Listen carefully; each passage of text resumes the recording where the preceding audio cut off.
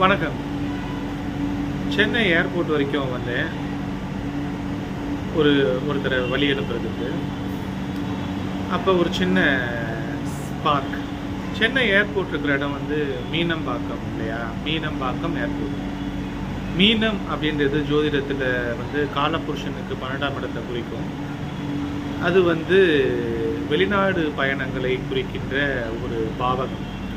வெளிநாட்டுக்கு போகணும் அப்படின்னு ஜோசியத்தில் கேட்டிங்கன்னா 12ஆம் வீட்டை பார்ப்பாங்க. அப்போ எப்படி பெயர் பொருத்தம் அமைஞ்சிருக்கு பாருங்கள். 12ஆம் வீட்டு மீனம்பாக்கம், அந்த இடத்துல விமான நிலையம்.